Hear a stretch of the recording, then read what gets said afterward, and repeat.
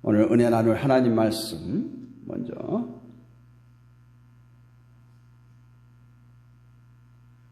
잠언 16장 3절로 7절 말씀 보겠습니다. 구약성경 잠언 16장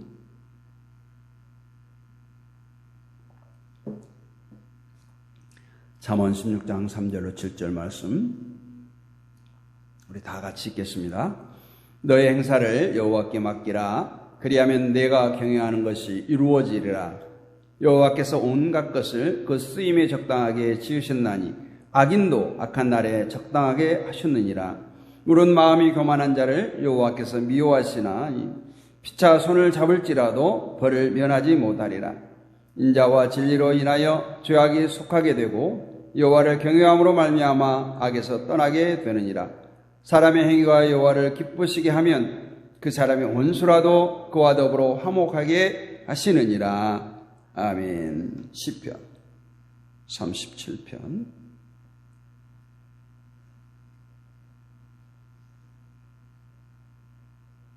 1절로 6절 말씀 보겠습니다.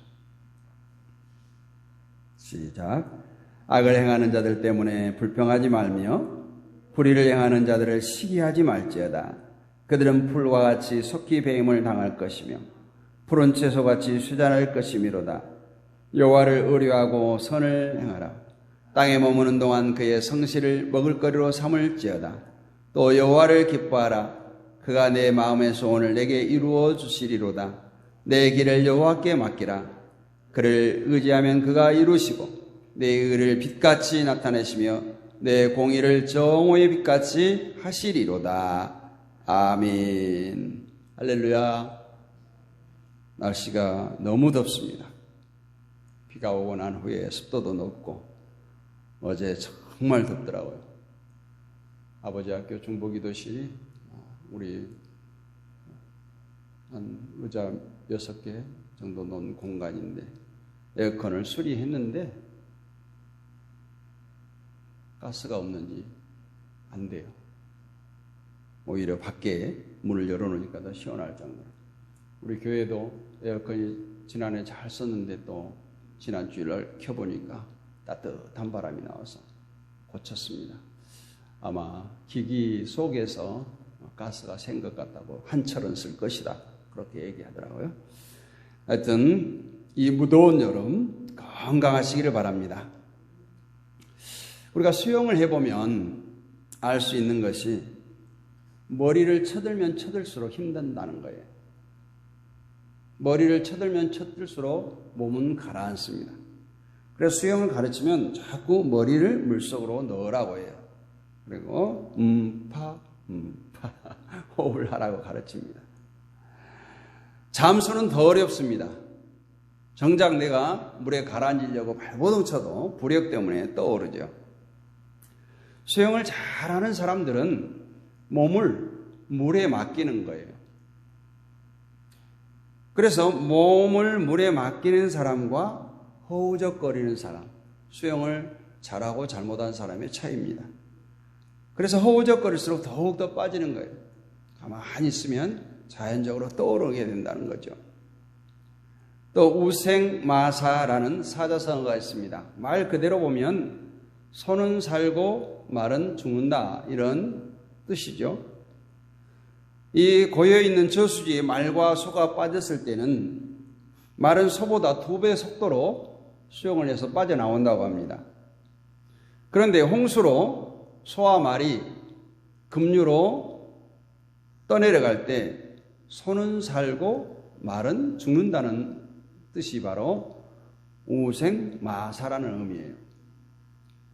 그 이유가 뭘까요? 말은 강한 물살을 거슬러 올라가려고 헤엄쳐서 빠져나오려고 하는데 1m 올라가면 2m 떠내려가는 거예요.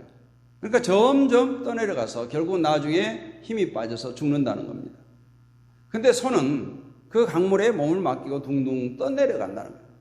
떠내려가면서 가끔씩 헤엄을 쳐서 강 가장자리로 점점 나가서 발이 땅에 닿을 쯤에 유유히 걸어서 나온다는 것입니다.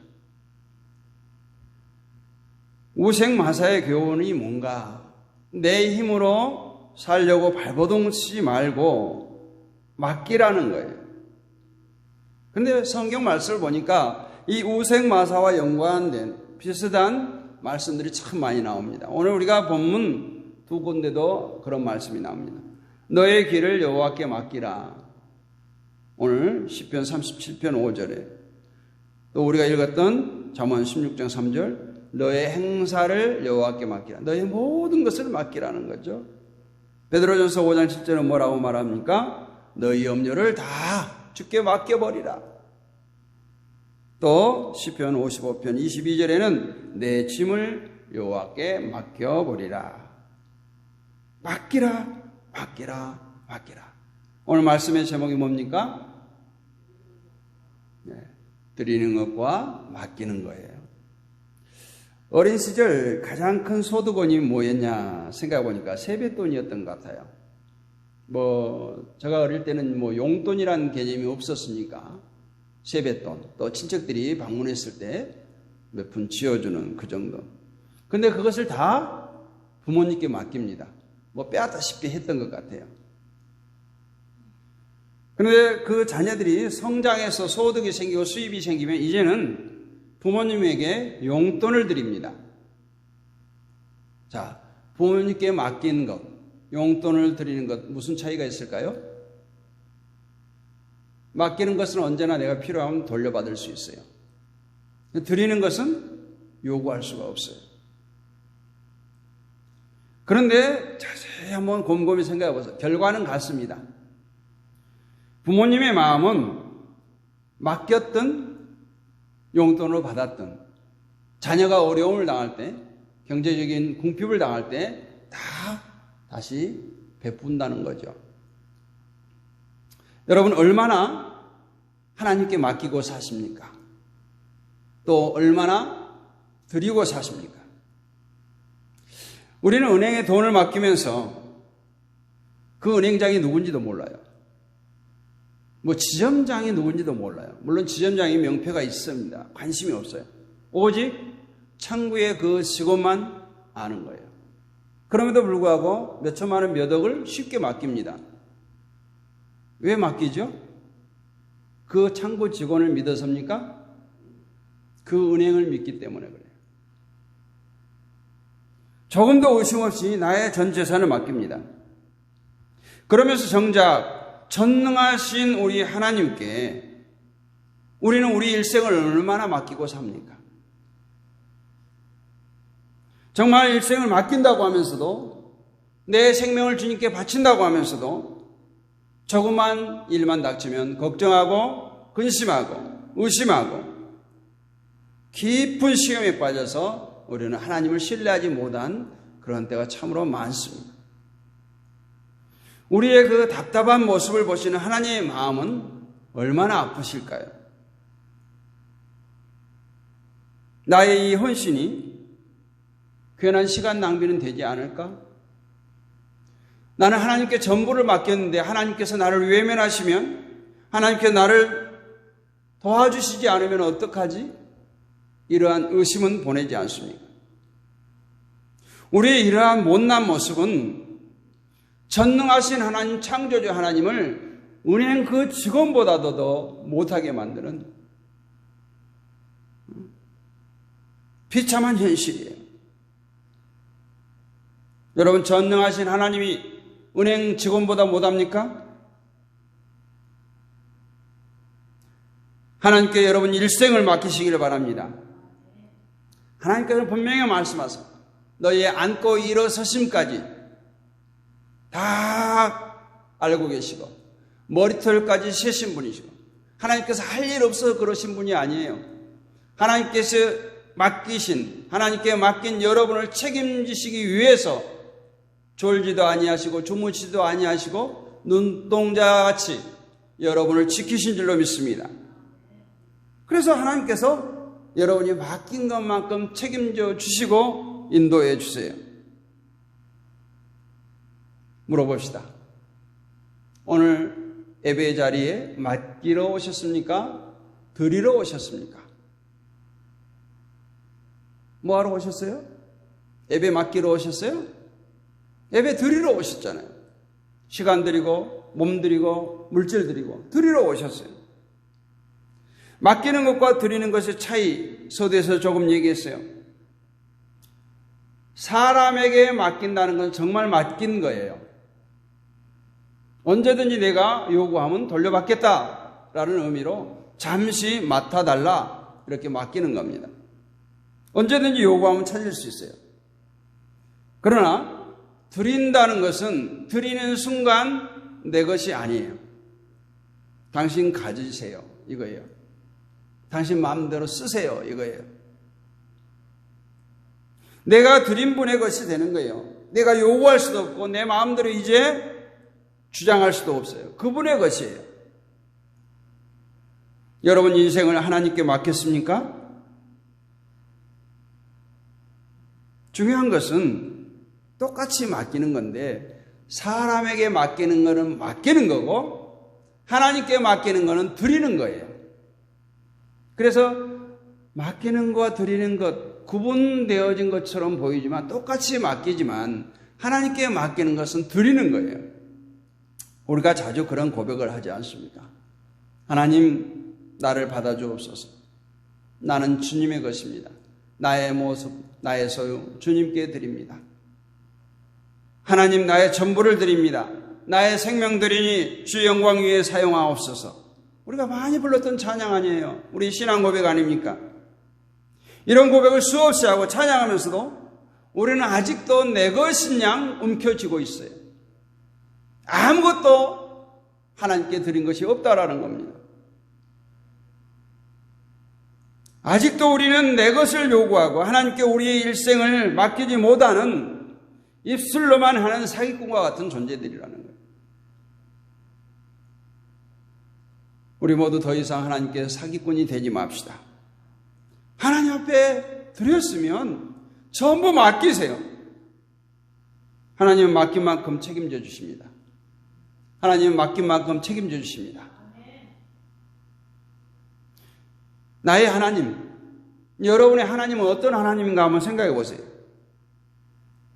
아니, 얼마나 내가 하나님을 의지하고 사는가 한번 곰곰이 생각해 보세요. 일주일 7일 중에 얼마나 내가 하나님께 맡기고 사는가? 일주일에 하루 맡기고 사십니까? 주일에 하루 맡기고 살아요? 온통 온전히 맡기고 삽니까? 어쩌면 우리는 하루도 온전히 맡기고 살지 못해요.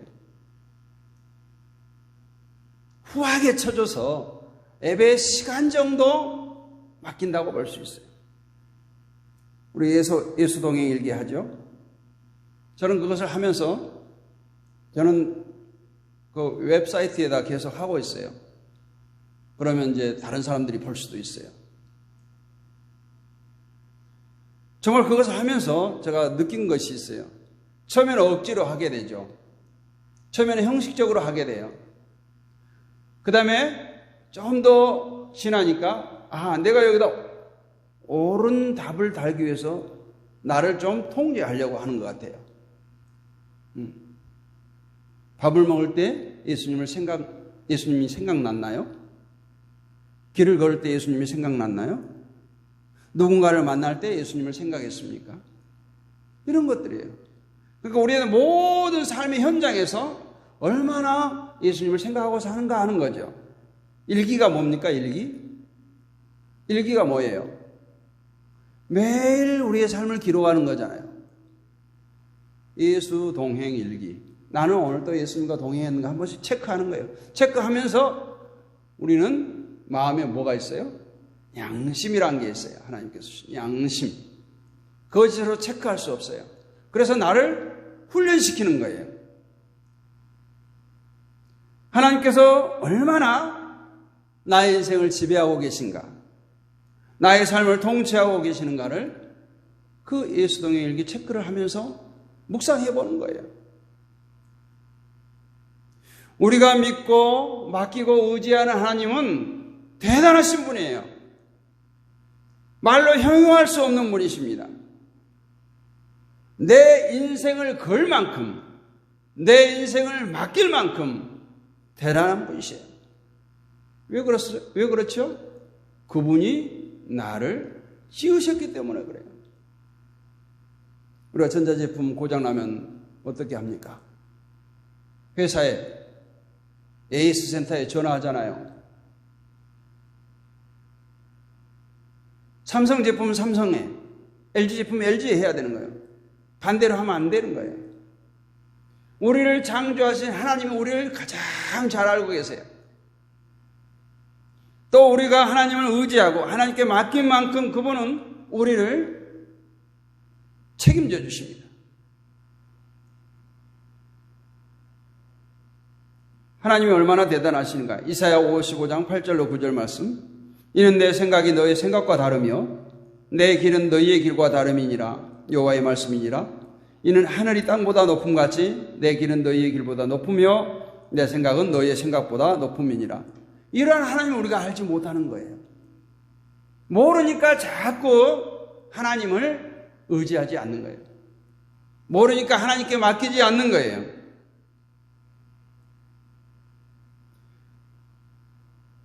성경을 보면서 이런 생각을 해봅니다. 이스라엘 백성들이 하나님을 가장 잘 의지하고 살았던 때가 언제였는가? 정말 하나님만 의지하고 살았던 때가 언제였는가? 객관식으로 한번 해볼까요? 1번 애굽, 2번 바벨론, 3번 광야, 4번 가나안. 어디서 살 때 가장 하나님을 의지했을까요? 네? 틀려도 괜찮아요. 광야예요. 광야예요. 하나님만 의지할 수밖에 없는 그 상황을 만들어준 때 다른 것을 의지할 수가 없어요. 그리고 애굽의 생활, 종살이하면서 얼마나 고단했어요. 하나님께 기도할 때 하나님께서는 이스라엘 백성을 불쌍히 여기시고 그들을 출애굽시켜 주셨어요. 근데 광야 생활할 때 그들이 뭐라고 말해요? 왜 우리를 끌어내서 이 광야에서 굶어 죽게 하려 하느냐? 애굽으로 다시 돌아가고 싶어하는 마음들이 있었어요. 바벨론은 포로 70년, 1차, 2차, 3차 포로 귀환을 했습니다. 많은 성경학자들이 그래요. 100% 귀환하지 않았다는 거예요. 바벨론에서 어느 정도 자기의 위치를 권고히 했던 사람들, 재산을 축적했던 사람들, 기득권을 가졌던 사람들은 포로 귀환에 응하지 않았다는 겁니다. 또 가나안에 그 입성했으면, 하나님의 은혜로 가나안에 도착했으면, 은혜의 땅, 축복의 땅에 도착했으면 하나님만 잘 섬기며 살아야 되겠지만 이방신들을 섬기면서 계속 죄를 짓잖아요. 광야는 하나님만 바라볼 수밖에 없어요. 하늘만 쳐다볼 수밖에 없어요. 계속해서 행진하잖아요. 광야에서 천막을 치고 가라면 가고 서라면 서고 유리하는 양떼가 되어서 40년 동안 뱅글뱅글 훈련하는 거예요. 무슨 훈련이죠? 하나님만 의지하는 훈련이었던 거예요. 하나님이 이처럼 하나님의 택한 백성을 어떻게 해서라도 전적으로 하나님만 의지하게 만드는 훈련을 통해서 은혜를 베푸시는 하나님이십니다. 이사야 49장 22절 23절 우리가 새벽기도 때 잠깐 나눴던 말씀이에요. 나 주 여호와가 이르노라 내가 열방을 향하여 내 손을 들고 민족을 향하여 나의 기호를 세울 것이라. 그들이 내 아들들을 품에 안고 내 딸들을 어깨에 메고 올 것이며 요람은 내 양부가 되며 왕비들은 내 유모가 될 것이며 그들이 얼굴을 땅에 대고 내게 절하고 내 발에 티끌을 핥을 것이니 내가 나를 여호와인 줄 알리라. 나를 바라는 자는 수치를 당하지 아니하리라. 처음에 뭐라고 시작해요? 나 주 여호와가 이르노라. 마지막에 나를 바라는 자는 수치를 당하지 아니하리라. 역전시키시는 하나님, 애굽으로부터 바벨론으로부터 역전시키는 하나님, 이스라엘 백성을 통치했던, 이스라엘 백성을 괴롭혔던 그 사람들이 너의 발에 티끌을 핥을 것이라는 거예요. 할렐루야. 힘으로 약자를 누르고 정복했던 그 강대국들이 자기들을 무시하고 멸시했던 그 힘없는 자들 앞에 엎드려 절하고 그 티끌을 핥을 때가 있을 것이라는 거예요. 하나님께서 그렇게 하시겠다는 거예요. 그런데도 하나님께 못 맡기시겠습니까? 분명히 말씀하고 있습니다. 나를 바라는 자는 수치를 당하지 않을 것이다. 전능하신 하나님께서 그렇게 하신다는 거예요. 하나님만 바라보시기를 원합니다. 하나님만 의지하시기를 원합니다. 하나님께 맡기시기를 원합니다. 이러이러한 이유로 전능자이신 하나님을 의지하고 사는 성도는 지금 비록 힘없는 자로, 때로는 무시받는 자로 살고 있지만 그것 때문에 낙심할 필요가 없다라는 거예요. 하나님께서 그대로 버려두지 아니하시고 역전시키시고 존귀케 하실 줄로 믿습니다. 예수님만 봐도 알잖아요. 예수님과 우리를 한번 비교해 보자고요. 예수님은 비천하게 오셨어요. 베들레헴 말구 위에 태어났어요. 여러분 말구 위에 외양간에서 태어나신 분 없잖아요. 예수님은 조롱당하고 배신당했어요. 제자들로부터 배신당했어요. 많은 사람들로부터 조롱당했어요. 십자가에 처절하게 죽임을 당했습니다. 그런 예수님을 하나님께서 부활시키시고 승천하게 하셨어요. 존귀케 하셨다 이 말이에요. 예수님 마지막에 뭐라고 말씀하세요? 그 죽음을 코앞에 두고 다 이루었다 라고 말씀하십니다. 무엇을 다 이뤘을까요? 자기 인생 성공했다는 말씀인가요? 하나님의 뜻을 이루었다는 거예요. 그 생명을 바쳐서 온 인류의 죄를 대속하기 위한 그 사명을 마쳤다는 것입니다. 이러한 예수님을 우리는 실패했다고 하지 않습니다. 그 예수님을 믿는 우리는 어떻습니까? 세상의 눈으로 보면 가난할 수 있어요. 보잘것없어요. 하지만 우리를 부욕케 하시는 하나님으로 인해서 우리는 부유한 자라 일컬음을 받는 줄로 믿습니다. 가난하다면 천국을 보장받는 심령이 가난한 자예요. 분명히 성경은 말합니다. 심령이 가난한 자는 복이 있나니 천국이 저희 것임이라고 말해요. 여러분 하나님이 정하신 때가 있기 때문에 그 하나님의 때 역전시키실 하나님을 신뢰하고 천국을 소망하고 한 걸음 한 걸음 달려나가는 여러분 되시기를 주님의 이름으로 축복합니다.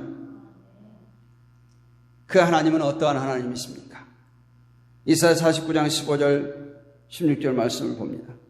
여인이 어찌 그 젖 먹는 자식을 잊겠으며 자기 태에서 난 아들을 긍휼히 여기지 않겠느냐. 그들은 혹시 잊을지라도 나는 너를 잊지 아니할 것이라. 내가 너를 내 손바닥에 새겼고 너의 성벽이 항상 내 앞에 있나니 했어요. 할렐루야. 이렇게 약속했어요. 믿으시기를 바랍니다. 왜 이런 하나님을 못 믿어요? 왜 이런 하나님을 의지하지 않습니까? 왜 이런 하나님을 사랑하지 않습니까? 왜 이런 하나님께 내 모든 것을 드리지 못합니까? 왜 기도 안 합니까? 왜 전도 안 합니까? 하나님보다 더 좋은 게 많은 거예요.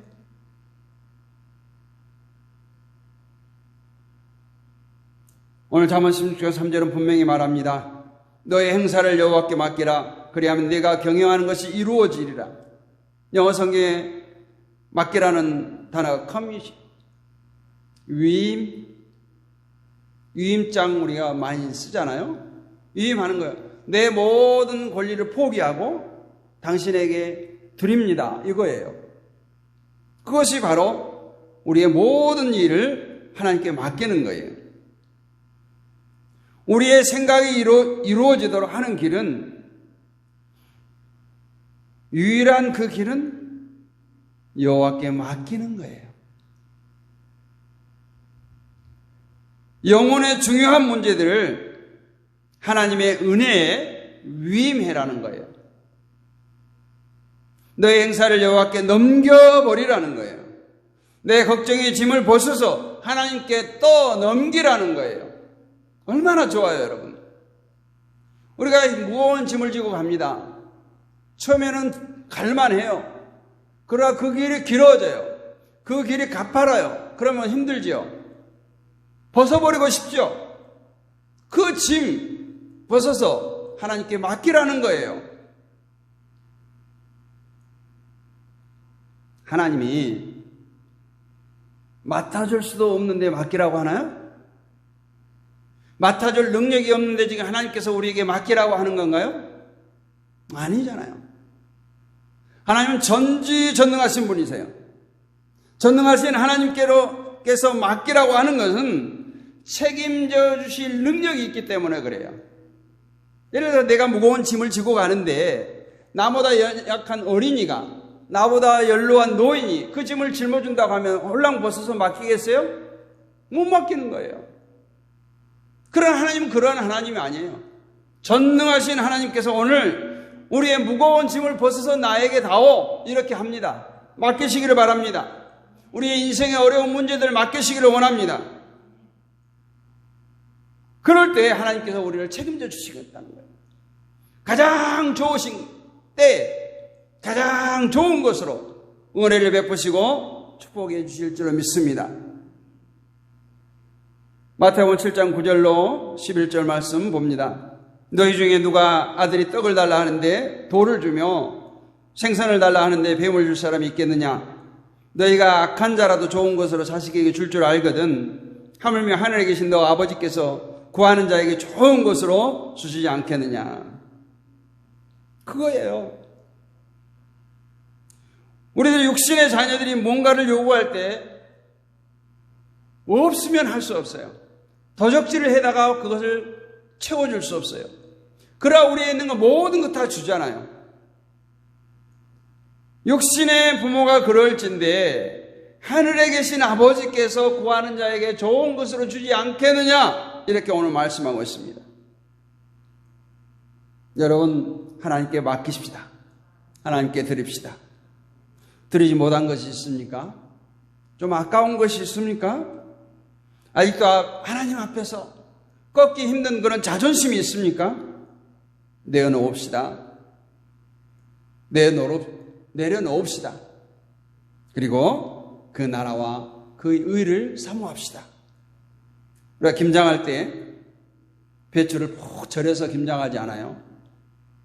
절인 배추 이쪽으로 제끼면 이쪽으로 제끼죠. 저쪽으로 제끼면 저쪽으로 제끼죠. 그러나 생배추를 그렇게 하면은 어떻게 됩니까? 부서지죠. 정말 우리가 성령의 절여져야 돼요. 하나님 말씀에 절여져야 돼요.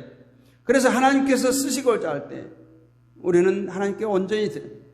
하나님 마음대로 하세요. 어차피 하나님 마음대로 하실 거잖아요. 그럼 맡기자는 거예요. 드리자는 거예요. 나는 종으로 살겠습니다. 궁극적인 은혜와 축복은 이미 하나님의 손에 들려 있어요. 그럴 것 하나님께 온전히 드리자는 거예요. 맡기자는 겁니다. 내 모든 것 주님께 맡기기를 원합니다.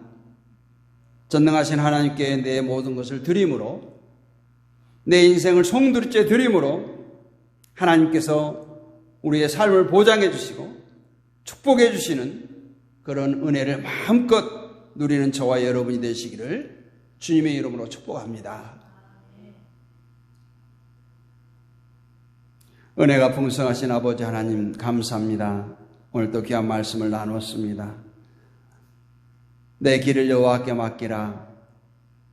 그를 의지하면 그가 이루시고 우리를 정의의 빛같이 하시리로다 말씀하셨습니다.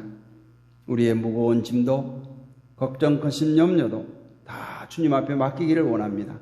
하나님 전능하신 분이십니다. 그 전능자께서 우리에게 오늘 명령하십니다. 너희 행사를 다 내게 맡기라고 말씀하십니다. 맡길 수 있는 우리 믿음이 되게 하여 주시옵소서. 오늘도 그 하나님을 의지하고 신뢰하고 믿고 달려가는 우리 모두가 되게 하여 주시옵소서. 믿사옵고 우리 주 예수 그리스도의 이름으로 감사드리고 기도하옵나이다. 아멘.